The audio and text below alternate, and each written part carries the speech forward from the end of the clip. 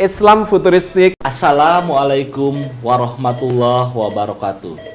Alhamdulillahirabbil alamin. Qalallahu ta'ala fi kitabihil karim. A'udzubillahi minasyaitonir rajim. Bismillahirrahmanirrahim. Pernahkah Anda mendengar tentang aplikasi SAM? Atau orang-orang sering menyebutnya dengan nama lain XMPP? Ya, nama SAM sendiri itu mungkin masih asing ya, terdengar di telinga sebagian besar masyarakat Indonesia. Kendati demikian, software atau aplikasi komputer satu ini tuh sudah sangat populer, terutama bagi para pelaku IT yang masih baru masuk dan masih belajar di ranah dunia web developer.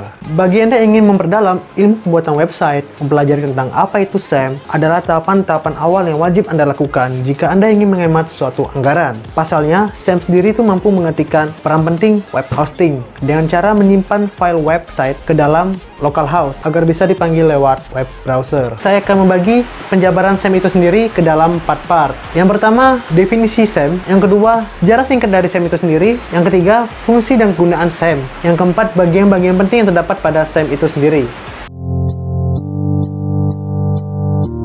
SAM merupakan perangkat lunak atau free software yang mendukung banyak sistem operasi, antara lain Windows, macOS, Linux, dan Solaris. SAM diambil dari akronim kata Apache, MySQL, PHP, dan Perl. Jika dijabarkan, masing-masing huruf yang ada di dalam SAM itu sendiri adalah huruf pertama yaitu X. X berarti cross-platform. Cross-platform ini merupakan kode penanda untuk software cross-platform atau yang bisa berjalan di banyak sistem operasi, yaitu Windows, Linux, macOS, dan Solaris. Huruf yang kedua yaitu A. A berarti Apache. Nah, Apache itu merupakan aplikasi web server yang bersifat gratis dan bisa dikembangkan oleh banyak orang. Dalam artian, aplikasi ini bersifat open source. Yang huruf yang ketiga yaitu M. M berarti MySQL ya. MySQL merupakan aplikasi database server yang dikembangkan oleh orang yang sama. Nah, jadi MySQL ini berperan dalam mengelola, mengedit, dan menghapus daftar melalui database. Huruf yang keempat yaitu P. P di sini berarti PHP. PHP itu menunjukkan ekstensi bahasa pemrograman PHP. Nah, tentunya bahasa pemrograman ini biasanya digunakan untuk membuat suatu website yang dinamis ya. Contohnya pembuatan website CMS, WordPress gitu, dan sebagainya. Huruf yang kelima itu huruf P juga, tapi huruf P di sini memiliki arti yaitu Perl. Perl merupakan singkatan dari bahasa pemrograman Perl yang kerap digunakan untuk memenuhi berbagai macam kebutuhan. Perl ini biasanya berjalan di banyak sistem operasi, sehingga bahasa pemrograman ini sangat fleksibel dan banyak digunakan oleh para kaum IT tentunya ya. SAM ini adalah suatu proses penggabungan serta menerjemahkan sesuatu program dalam kurung search program ke dalam bentuk lain gitu dari beberapa program-program. Itu dia yang bisa saya sampaikan melalui definisi SAM kali ini.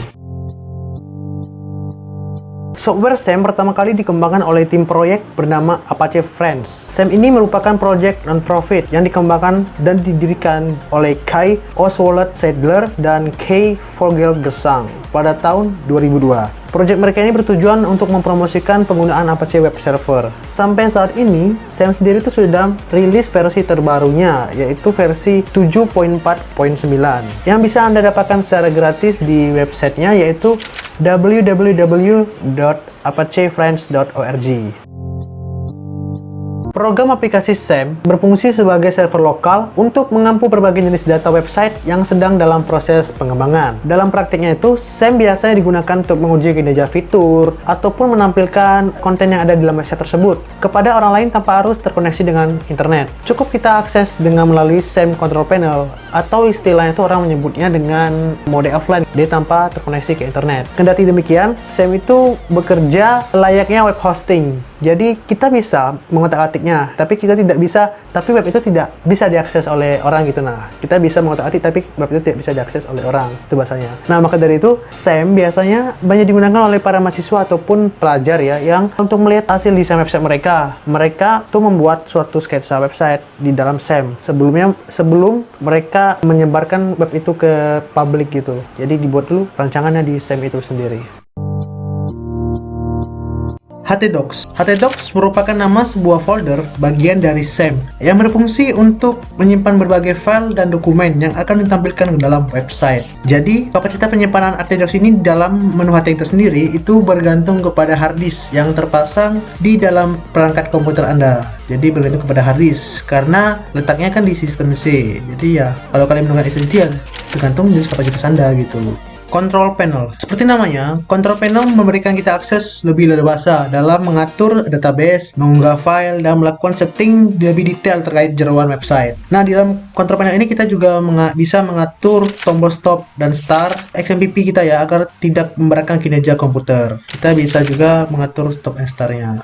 PHPMyAdmin. Sama seperti fungsi PHPMyAdmin pada web hosting, sesungguhnya berperan sebagai plot ya, dia sebagai pengatur konfigurasi MySQL. Untuk membuka PHPMyAdmin, Anda bisa mengetik ya dengan cara mengetik langsung http localhost phpMyAdmin, atau juga bisa http localhost port Anda ya, misalnya port Anda menggunakan port 80, berarti tinggal klik http://localhost 80, ini port bawaan dari sananya 80. Jadi ini gambaran PHPMyAdmin, atau juga bisa Anda menggunakan ini localhost 8080/phpMyAdmin/. Ini kita bisa membuat rancangan database ya di PHPMyAdmin. Kita bisa mengotak-atik sesuka hati kita. Kita akan mengenal apa itu exam dan cara menginstalnya ke dalam Windows. Apa sih pengertian dari exam gitu ya? Sederhananya exam adalah sebuah paket perangkat lunak atau software komputer, di mana sistem penamaannya ini itu ada artinya dari masing-masing hurufnya. Sebagai contoh, X-nya itu disebut dengan cross platform, yang artinya kita bisa menggunakan exam ini di berbagai sistem operasi, baik itu di Windows, Linux, atau bahkan di Mac. Sedangkan A-nya adalah APC, artinya exam ini adalah sebuah software yang open source, artinya kita bisa menggunakannya itu secara gratis. Lalu untuk M-nya adalah MySQL atau MariaDB. Ini adalah bahasa pemrograman. Dan untuk P yang pertama adalah PHP, ini juga bahasa pemrograman. Dan untuk P yang kedua adalah Font. Lalu apa sih fungsi dari exam gitu ya? Sederhananya exam ini berfungsi sebagai server lokal, yang artinya ketika kita selesai menginstal exam ke dalam PC atau laptop kita, saat itu pula lah PC atau laptop kita menjadi servernya. Namun dengan catatan, yang bisa mengakses website kita saat masih di server lokal itu hanya kita sendiri. Nah, nanti di video terakhir kita akan memindahkan database website yang ada di server lokal tadi atau di komputer tadi, kita upload ke dalam hosting atau server online. Bagaimana cara menginstal exam di Windows. Nah, kalau teman-teman lihat di layar teman-teman, ini adalah tampilan website dari exam. Untuk mendownloadnya atau mengunjunginya, teman-teman bisa mengaksesnya melalui link yang ini ya. Nanti setelah terbuka seperti ini, teman-teman langsung aja klik yang ini, exam for Windows. Setelah selesai download, cari di mana hasil download tersebut, lalu double klik, maka nanti akan muncul seperti ini. Pada tahap ini oke kan aja ya, maka akan dibawa halaman ke jendela baru yaitu setup exam. Di sini juga kita klik next. Ini nggak jauh beda ya dengan cara kita menginstal software komputer yang lain. Nah, namun untuk di bagian select komponen ini dipastikan ini semua terchecklist dengan baik ya. Lalu kita klik next. Nah, untuk bagian ini juga biarkan aja, lalu next lagi. Nah, pada bagian ini yang perlu teman-teman perhatikan, ini kan defaultnya terchecklist ya. Jadi teman-teman bisa lakukan unchecklist, lalu next. Nah, ini adalah tampilan saat sedang melakukan proses instalasi, dan ini biasanya memakan waktu sedikit lama ya, bisa 10 sampai 20 menit tergantung kecepatan PC atau laptop teman-teman saat menginstalnya. Inilah tampilan ketika proses instalasi tersebut selesai. Kita juga langsung klik aja finish, maka nanti setelah teman-teman klik finish akan secara otomatis membuka software examnya seperti ini. Nah, inilah tampilan dari aplikasi atau software exam tersebut. Sampai di sini proses instalasi kita sudah selesai. Semoga Allah senantiasa menuntun kita di jalan yang diridhoinya. Amin amin ya rabbal alamin. Aku qouli hadza, astaghfirullah li wa lakum. Wassalamualaikum warahmatullahi wabarakatuh. Terima kasih.